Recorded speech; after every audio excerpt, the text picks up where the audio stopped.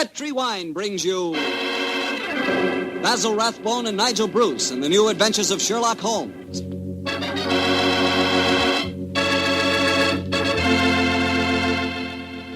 The Petri family, the family that took time to bring you good wine, invite you to listen to Dr. Watson as he tells you another exciting adventure he shared with his old friend, that master detective, Sherlock Holmes.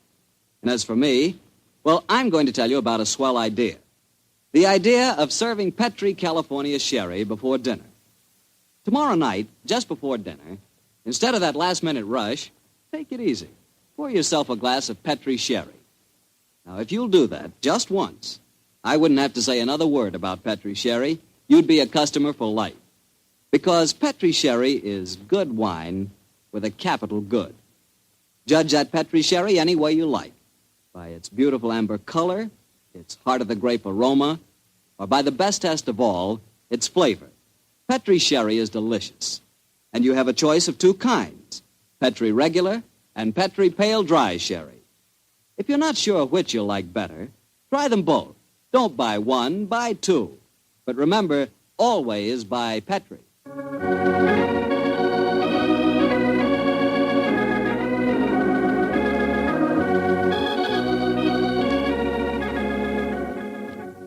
And now I'm sure our good friend Dr. Watson's expecting us. Let's go in and join. Good evening, Dr. Watson. Good evening, Mr. Bartell. All set for tonight's story? Yes, my boy, I'm all set, as you put it. It began in Vienna in 1889. The old Vienna of bright lights, lovely ladies, and lilting music. What were you and the great Sherlock Holmes doing there, Doctor? Mr. Bartell, what were we doing there? Yes, sir. Were you just taking a trip? Oh, in those early days of our association, we didn't have either the time or the money for trips. No, we were in Vienna at the express command of the Emperor Franz Joseph. It was in October, I remember, that we arrived in the city, and for several days we were forced to cool our heels awaiting the imperial pleasure. On one of those idle evenings, that the good services of our friend, the Chief of Police, Count Rathbone, secured us an invitation to a resplendent ball that was being held at the palace of Princess Stephanie von Kram. It was an incredibly colorful spectacle, Mr. Bartell. A string orchestra high in the gallery of the palace ballroom played a haunting Strauss waltz, while on the floor below, the cream of Viennese aristocracy swayed and glided gaily to the lilting music. I can remember the picture so well, Mr. Bartell, as Holmes and I stood there talking to the Chief of Police, Count Rathbone. A colorful scene, is it not, gentlemen? Right, George, yes, Count Rathbone. It must be a real holiday for you and Mr. Holmes. What makes you say that, Watson? Well, it's hard to think of the criminal world when one looks at such a gathering. And yet Count Rathbone knows as well as I do that the criminal is not confined to class or environment. Indeed, no, Mr. Holmes. I can assure you that every guest here tonight has been scrutinized as he entered. Yes, I imagine that many plainclothes men are present in this room now, aren't they, Count Rathbone? Oh, yes. We take no chances. I suppose you can't afford to. There's enough jewelry being worn here tonight for a king's ransom, I should say.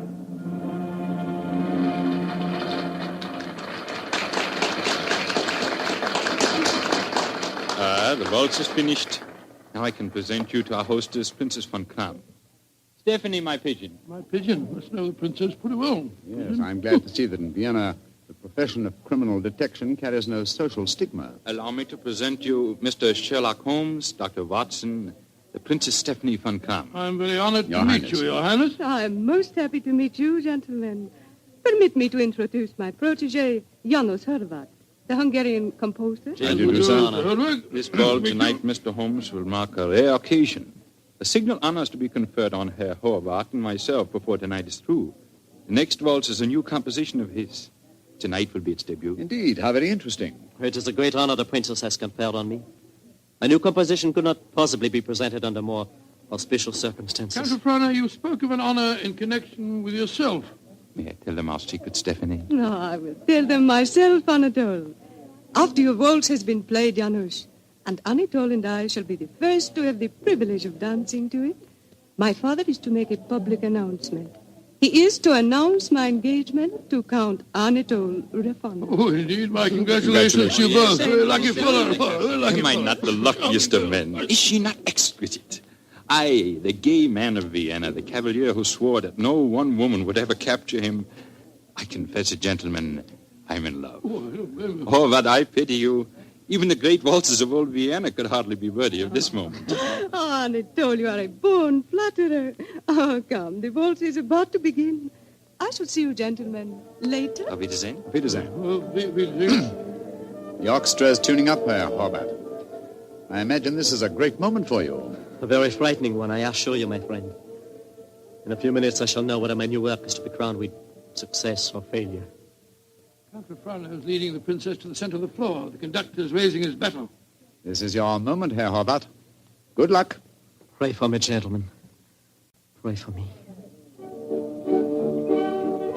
There they go, the princess and Count Frano. They're starting the waltz. Ah, they make a striking pair, don't they? Here come the other couples out on the floor. Charming. Quite charming. It reminds me of... Great Scott, that was a revolver shot. It's the princess. She's been shot. Come on, Watson. Out of the way, please. Out of the way. Count Frano. What happened? Stephanie, Dr. Watson, see what you can do for her. Count Frano, there's nothing I can do, I'm afraid. She was shot through the brain. She died instantly. Stephanie is dead. Stop that devilish music! Lock all the doors! There's a murderer to be found!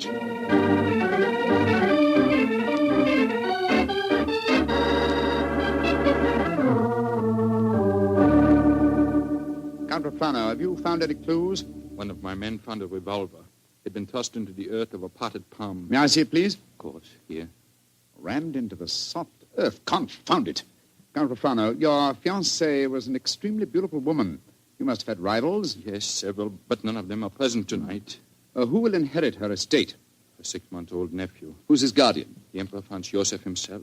No, Mr. Holmes, I know of no obvious motive for someone wishing poor Stephanie dead. Well, perhaps it was a political crime. She was a wealthy aristocrat and a very prominent one. Yes, it's very possible. Many nihilist assassins have been active in my country recently. Meanwhile, we have a ballroom full of suspects waiting for us. I was just going to suggest we went back there. We can't find out very much by staying here in the library. It's a delicate matter. Almost everyone present tonight is known to me personally. May I suggest that you go back to the ballroom and have the male guests file past you? Detain for questioning anyone whose evening clothes do not fit perfectly. Clothes don't fit? What's the cut of a man's clothes got to do with this? Anyone invited to such a ball as this would naturally have his own tailor. I think, Count Frano, if you found a man who had to hire his costume, he might be an imposter and may well prove to be your assassin. Well,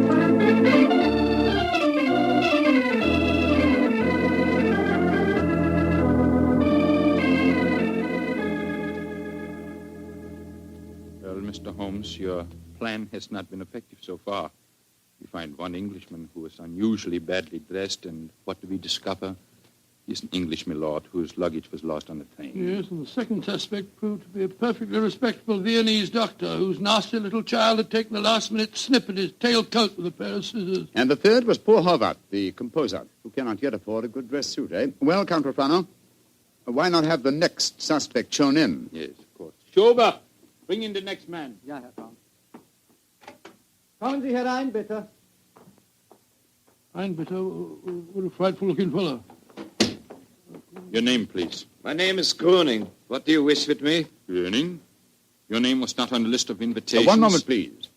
Let me see your right hand, Herr Gruning. You have no right to touch me. Where did you get these fresh earth stains? Your right thumb is pitted and the nail is full of dirt. What does that prove, policeman? Not a short while ago, you tried to hide your revolver by ramming it into an earth-filled flower pot. Give me that revolver, please, Count Frano. It will be easy to compare the samples of earth. It will not be necessary. Well, you admit that you murdered the princess tonight, then? Certainly, I admit it.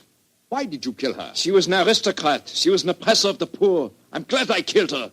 One day, I and my party will kill all of you filthy aristocrats. Count Frano, put down that revolver. Shoot him like the dark he is. No, Count Frano, even you can't take the law into your own hands. Why do you not shoot me? I'm not afraid to die. Have him taken away, Schober. Nehmt den Hund ins Gefängnis. Thank you for stopping my hand just now, Doctor. But when he spoke of Stephanie that way, I could have killed him just as he killed her. Very understandable impulse, sir, but one that would have ruined your life. My life? Now that she is dead, my life is empty.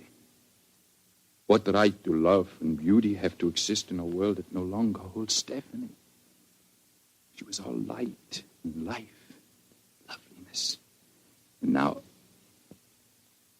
But I am hardly displaying my Viennese blood, am I? The murder is caught, thanks to you, Mr. Holmes, and my life, such as it is, must go on. Somehow. That's how the story began, Mr. Bartell. Began? It sounds like the end of a story to me, Doctor. Far from it, my boy. The next day, Holmes and I had our interview with His Imperial Majesty and learned the nature of the services expected of us, services that required our leaving the city. And that's why, my boy, we were gone from Vienna for some weeks. We didn't know that during our absence, Herr Holmes The Waltz, which had had such a tragic debut, was beginning to make a sort of morbid history. Yes, Herr Baron, the Horvath Waltz. We have had many requests for it. Gladly, we will play it, Herr Baron.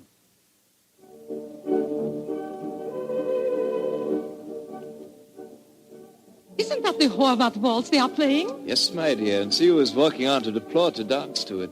Leah Mollenstein, the actress. A beautiful creature. Are you trying to make me jealous, Hans? Gott in Himmel, it's Leah Mollenstein! She's been shot!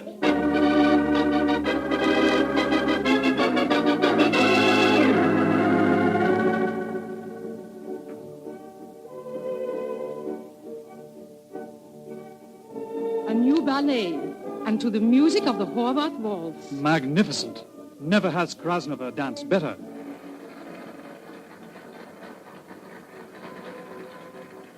Have you ever seen such exquisite pirouettes?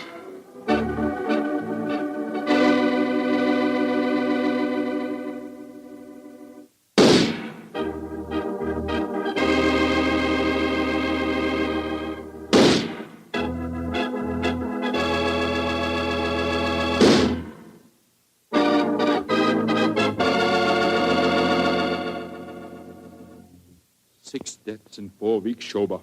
All beautiful women and all killed to the music of the Horvath Waltz. There's a homicidal madman at large in Vienna. There's only one thing to be done. We must forbid absolutely the playing of that waltz by imperial decree.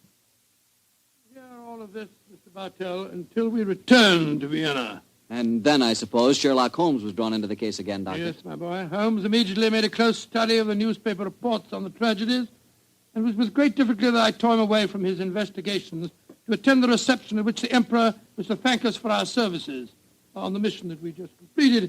As we arrived at the Imperial Palace, almost the first person we ran into was the Hungarian composer, Janos Holmes. Dr. Watson, you have heard of the tragedies connected with my waltz? Yes, we have indeed, sir, we have indeed. I was making a close study of the newspaper reports on them just before I came here. You must do something, Mr. Holmes. People will hardly listen to other music. They want my waltz. But that is forbidden. I'm losing a reputation and a fortune while that waltz remains unplayed. Or perhaps, Herr Horvath, you are laying an excellent foundation for a later reputation and fortune. What do you mean? All this publicity, however distasteful to you at the moment, must in the long run prove invaluable. Ah, there you are, my dear Count Rufano. Mr. Holmes, Dr. Watson, I'm glad to see you back in Vienna. You've heard of the murders? Yes, Count, we were just discussing them. I need your help again, my good friend. For over a month now, the murder has been at large, and I cannot seem to get on the trail. But I'm Gruning, the first killer. What have you done with him? Released him. What? Released him? Great Scott, why? At the hearing, it was obvious the man was an egomaniac. He boasted of the murder of Stephanie, apparently out of pure vanity. The liberal newspaper editors made quite an issue of the case. They brought pressure to bear, and we had to let him go. Confound it. I wish I hadn't left Vienna. Well, if the fellow's at large again, Count Rufano, it's pretty obvious that he's the murderer of the other women, too. On the contrary, Doctor, he was in prison until yesterday. The last of the murders was committed 3 days ago. Oh, here comes His Imperial Highness Franz Joseph. Good evening, gentlemen. Your Highness, good evening. Your Highness. Well, I think we have very distinguished company tonight. Not only the masterful Sherlock Holmes and his colleague, Dr. Watson, our English friends that we are honoring, but I see that we have a distinguished representative from our Hungarian Empire, Janos Horvath. A worthy successor, I'm told, There's a breed of composers for whom Vienna is famous. Your Imperial Highness is most kind. There's a pipe organ in here. It's in excellent condition, I am told. Will you not play us one of your compositions, Herr Horvath? I shall be most honored, Your Highness. Sit down, gentlemen, sit down. Thank you. What shall I play, Your Imperial Highness? Anything you wish, young man. Anything you wish. Thank you, Your Highness. With your permission, I choose to play... Great heavens! He's playing the Death Waltz. On your guard, Watson. Even in the Imperial Palace itself, this twirling tune may invoke murder.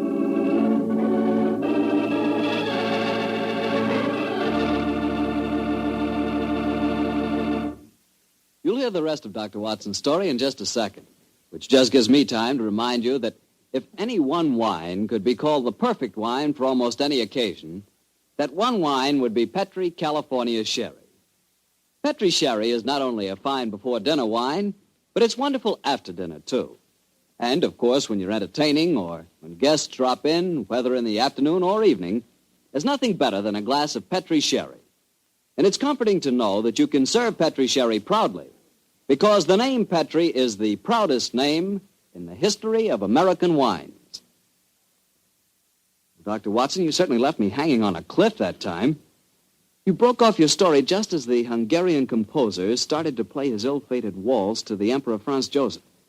What happened? At the time, my boy, fortunately, nothing happened. Herr Horvath completed his composition without apparent incident, and shortly afterwards we attended a banquet that was given in our honor, a banquet that concluded with a rather curious ceremony at which the Emperor presented Sherlock Holmes with a medal to commemorate his services. I never got anything was. Never mind about that. Finally, it was shortly after 10 o'clock, I remember. Holmes and I, together with Count Rathbone, left the royal chambers and started to descend the spiral staircase leading to the main hall.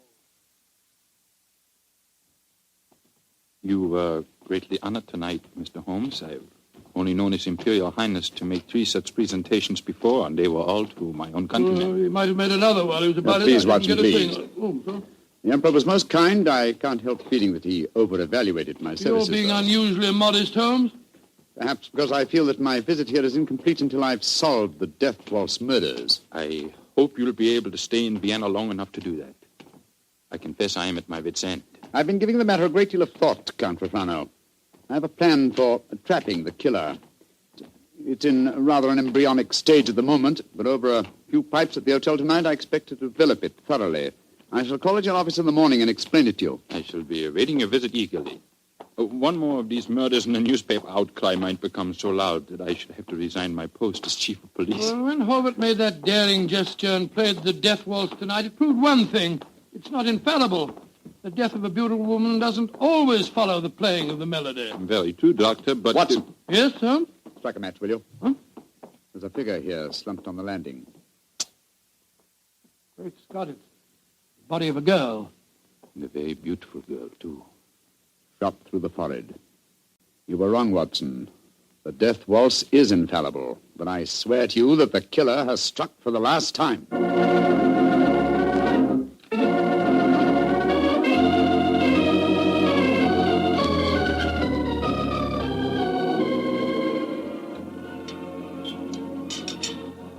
Ah, there you are, my dear Count Rathbone. Yes, I followed the instructions you gave me this morning, Mr. Holmes. Schenbaum's is at the moment the smartest restaurant in Vienna. I've reserved the best table for you, and I've invited the guests that you named. A strangely assorted couple, I must say. Janos Horvath, composer, and that grinning fellow, the one that admitted shooting your fiancée, Count Rathbone. It's as much as I could do to keep my hands off him when he arrived here, Doctor. But Mr. Holmes insisted that I ask him.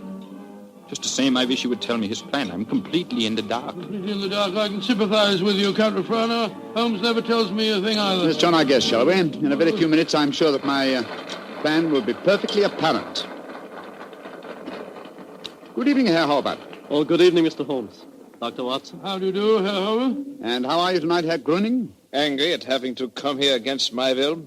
My party does not approve of these aristocratic, padded pigsties. But Count Rathbone informed me that if I did not come here tonight, I could expect to find myself back in prison.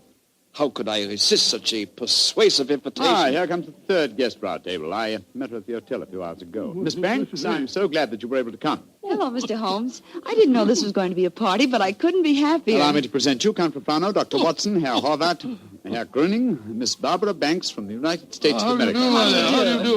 Holmes, I wish I knew what you're up to. And how can a young American girl afford to come to Vienna, may I ask? Of course you can ask. My father made a lot of money, and he wanted me to have the advantages he never had. Your father made money because he ground the faces of the poor. Oh, my father never ground a poor face in his life. He was a capitalist. I spit on him. Oh, that's rather unfriendly. And also, geographically speaking, something of a problem. You see, he's living in Wyoming. You make fun of me. Only because you made fun of me. Mr. Holmes, I did as you asked me. I'm very grateful, Miss Banks. The orchestra leader didn't want to play it. He seemed scared. But I waved a lot of money in front of him, and I promised to pay the fine as well. Splendid. Great Scott, I see it all now. So do I. You persuaded Miss Banks to bribe the orchestra leader to play. My waltz. My forbidden waltz? Yes, Herr Horvath. I felt that if the request came from a young American, it might seem quite reasonable. Particularly if the requests were accompanied by American dollars ground out of the faces of the poor. You are being unpleasant to me, aren't you? They're playing at your waltz, Herr Horvath. The death waltz. Mr. Holmes, this is against the law. The Horvath waltz is forbidden by imperial decree. True, nonetheless, my dear Count, I implore you not to arrest the orchestra leader until after the waltz is completed. In which case, since I requested it and it's still playing, I'd like a partner. Will you dance with me, Count Refrano?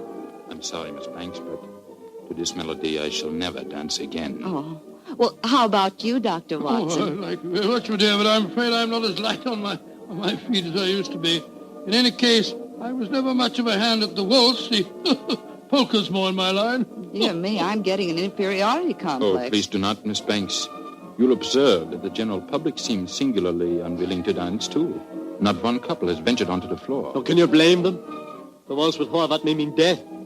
How can you blame them? I'm not afraid. After all, Herr Horvath, it's your own music. I'll dance with you. You're most kind, Miss Banks, and courageous. But to be a partner of the only woman on the floor would mean ruin, an admission of failure. My third refusal, I'm a wallflower. No, my dear Miss Banks, the aristocrats, they're afraid. But I, plain, simple Gröning, I will dance with you, Miss Millions. Oh, bless you, Herr Gröning. And I assure you my father does not grind the faces of the poor. He does grind the faces of the poor, this I know. Stop her, it's suicide. I think not, Herr Horvath. I think so. And I'll not stay here to watch it. Where the devil's he off to? Do not worry, Doctor. I shall keep an eye on him. Yes, and we'll keep an eye on both of them. Come on, Watson. Horvath is leaving the room. Whereas Count Refrano has deserted his trail and has slipped behind one of those pillars. Good Lord, he's drawing a revolver. Exactly, Watson. He's our man. Put down that revolver, Count Refrano. Put it down, I say! He's turning it on himself. Count Refrano!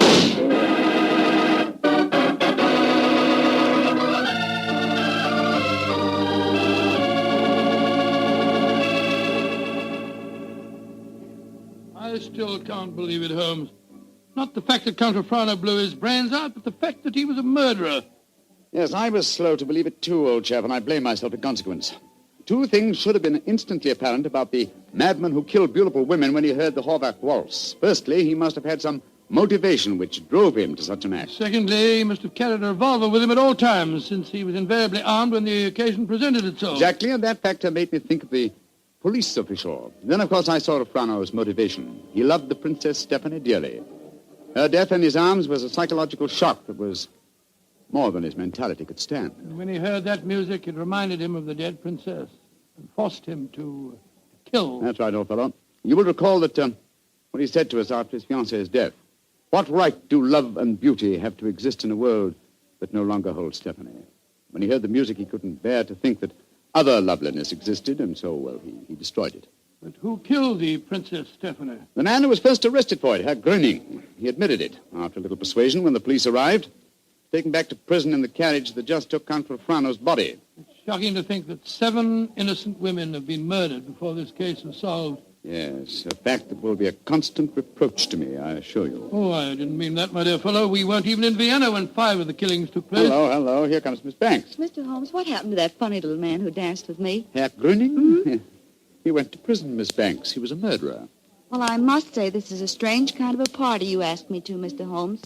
One of the guests blows his brains out, And the other, the only man who danced with me, turns out to be a murderer. Oh, I see now why Father sent me to Europe. An evening like this could never happen in Wyoming. Look. Herbert's walking out in front of the orchestra. Ladies and gentlemen. Shh. Listen. Ladies and gentlemen, I, Amos Horvath, wish to assure you, upon the word of the great English detective Sherlock Holmes, that never again shall my new waltz be an accompaniment for murder. Henceforth, its melody will be for life and love and laughter. I have ordered a bottle of the finest Tokay sent to each of your tables. Raise your glasses and pledge me as I now conduct my waltz. Free at last from the kiss of death.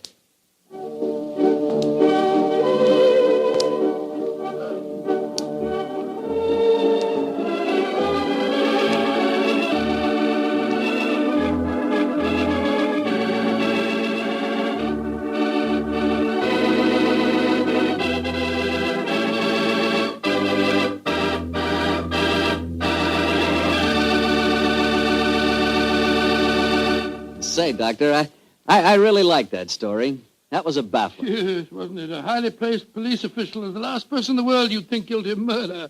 I must confess I wasn't of so much help to Holmes in solving that case. Oh, don't let that worry you, Doctor. After all, Holmes almost missed solving it himself. Oh, thank you, my boy. Nice of you, thank you very much. But it certainly was one of the most interesting cases that I was ever connected with. I know what you mean. You know, I came across quite an interesting case myself the other day. Oh, you don't say where? Right in my own house. Oh, that's interesting. What kind of case? Sherry. Oh, good gracious me, sherry. That's right, a case of Petri, California sherry. You see, I buy it by the case, Doctor, because that Petri wine is really extraordinary. But all Petri wine is unusual wine, unusually good, because the Petri family has been making wine for generations. Because this is so, and because the Petri business has been owned and operated by the Petri family ever since its beginning, and is today the largest independent family-owned wine company in America, naturally the name Petri on a bottle of wine is more than a trademark. It's the personal assurance of the Petri family that every drop of wine in that bottle is good wine. Naturally good wine because Petri took time to bring you good wine.